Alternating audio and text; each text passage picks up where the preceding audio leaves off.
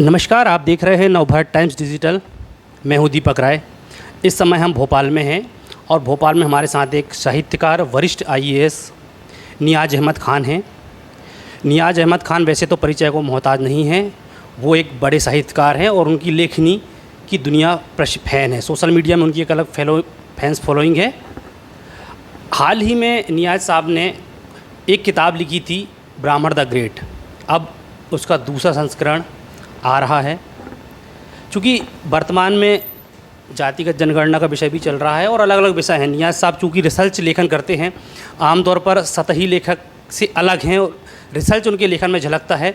आज हम उनसे जानेंगे कि उनकी जो किताबें हैं वो किस तरह से हैं और कब उनकी जो नई किताब आ रही है उसकी लॉन्चिंग है।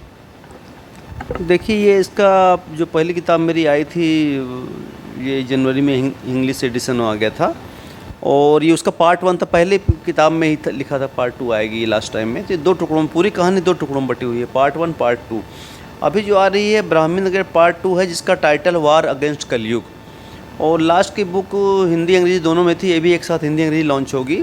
और पहली किताब मराठी में भी जल्दी आने वाली है और ये भी बाद में मराठी में जाएगी। तो बेसिकली जनरली मेरे ख्याल से जानकारी कम थी लोगों को कि 2 हिस्सों में कहानी है। ये वो अधूरी स्टोरी है, कंप्लीट स्टोरी इस किताब में होगी। और जो प्लानिंग हमारी मार्च के माह में इसको हम लोग लॉन्च करेंगे। तो सर, पहली जो किताब थी उसका नाम ब्राह्मण द ग्रेट था, हिंदी में एडिशन थी, खूब चली वो, विदेश तक में उस पुस्तक की मांग रही है हर जगह। अगर दलीय बात करें तो वो भारतीय जनता पार्टी, भाजपा, संघ से लेकर हर जगह, साहित्य जगत में भी अब किताब की खूब चर्चा रही है। तो क्या ब्राह्मण द ग्रेट, जैसे कि टाइटल से लगता है, क्या लगता है ब्राह्मण द ग्रेट? क्या आपने किताब में बताया, थोड़ा सा निचोड़ बताएं आप हमें। देखिए, आजकल एक चीज़ हम लोग बहुत सुनते हैं, सनातन सनातन पढ़ रहे, पर बेसिकली ये बहुत ही टेक्निकल वर्ड है, समझने वाली चीज़ है। निश्चित रूप से सनातन दुनिया का सबसे पुराना धर्म रहा है ये, और इस धर्म के अंदर सारा स्ट्रक्चर धर्म का ब्राह्मणों ने खड़ा किया। और इटर्नल रिलीजन मतलब होता है ऐसा धर्म जो आज से नहीं, सदियों से, सनातन से, जब से मानव धरती तब से बना हुआ है। तो इसका थीम वही है कि सनातन कुछ नहीं, पूरा स्ट्रक्चर ब्राह्मणों और ऋषि मुनियों ने खड़ा किया था। पूजा पद्धति कैसे होगी हमारी, कैसे जीवन शैली रहेगी, क्या वेशभूषा हमारा रहेगा, क्या क्या कर्तव्य रहेंगे, किस प्रकार से प्रकृति की पूजा करना है, किस प्रकार से सनातन धर्म के अंदर जीव जंतु सबके लिए दया की भाव रखा जाता है। तो ये बुक जो है, पात्र पूर्व नावल का पात्र शुभेन जो पिछले किताब का पात्र है, जूनियर कौटिल्य, वही नायक इस किताब का भी रहेगा। और बेसिकली जो थीम इस किताब का है कि कैसे एक सक्सेसफुल सनातन राष्ट्र वर्ल्ड में जाना जाए उसके रूप में, जहाँ संस्कृति, कल्चर, उसकी पहचान, उसकी जीव जंतुओं के प्रति प्रेम, नेचर प्रति प्रेम पूरे देश की आत्मा रहेगी। वार अगेंस्ट कलयुग जैसा आपने कहा, तो क्या कलयुग में क्या दिखाई दे रहा है जिसके खिलाफ लड़ाई आप चाहते हैं कि ज़रूरी है?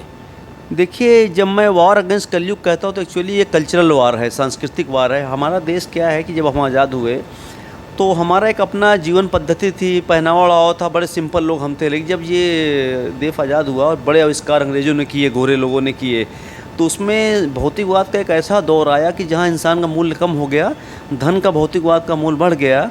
इसके आड़ में बॉलीवुड से लेकर हॉलीवुड सब ने जिस प्रकार से नग्न फिल्में बनाई, जिस तरह से बच्चों को, पीढ़ियों को ख़राब किया, जिस प्रकार से संयुक्त फैमिली हमारी टूटी, जिस प्रकार धन के पीछे इंसान भाग रहा है, साधु संतों का, हर धर्म के धर्मगुरुओं का सम्मान में कमी आई है, जहाँ धन केंद्रित समाज है पूरी दुनिया में।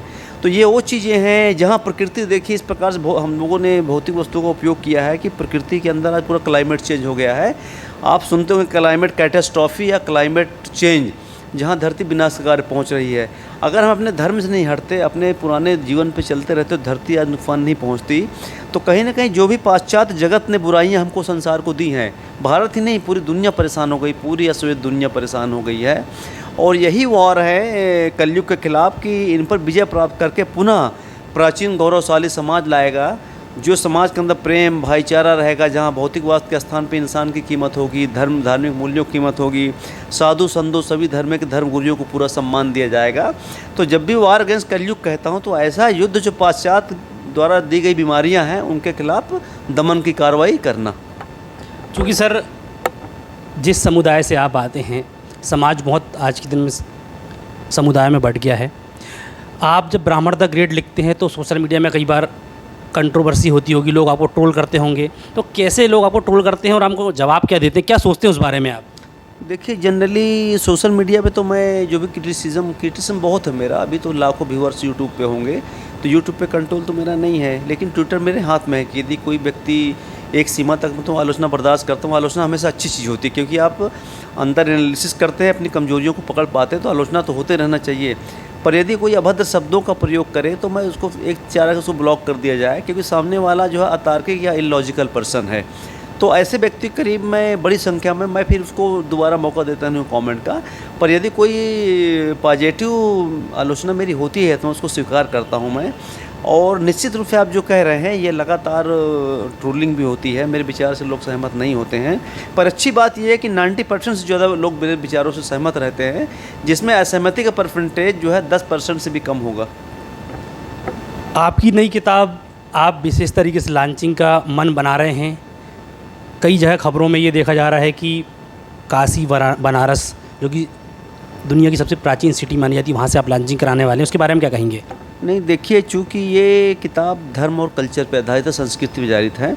पहली किताब हमने उज्जैन से लॉन्च की थी, जबकि मानते हैं कि उज्जैन भी एक धार्मिक केंद्र है, या आत्मा कह लो, आध्यात्म की आत्मा है उज्जैन। काशी भी वही है, वर्ल्ड का फेमस धार्मिक सिटी है, आध्यात्मिक सिटी है, धर्म गुरुओं की सिटी है, सनातन की सिटी है, बड़े बड़े धर्माचार्य जहाँ बसते हैं, और बिस्मिल्लाह खान साहब की सिटी है। तो कहीं ना कहीं एक जो धर्म से परिपूर्ण सिटी है, और किताब भी उसी थीम पर है, सनातन की थीम पर है। तो हमने जो इनकी भावना हमारी थी कि अगर एक ऐसी किताब को एक धार्मिक केंद्र से ही लॉन्च किया जाए तो ज़्यादा बेहतर रहेगा, और इसीलिए हमने चुना है। और मार्च के अंदर इसकी लॉन्चिंग होगी। तो आप देख रहे थे, हमारे साथ में नियाज़ अहमद खान साहब थे, मध्य प्रदेश शासन में वरिष्ठ IAS हैं। इससे इतर उनकी पहचान एक बड़े साहित्यकार की है।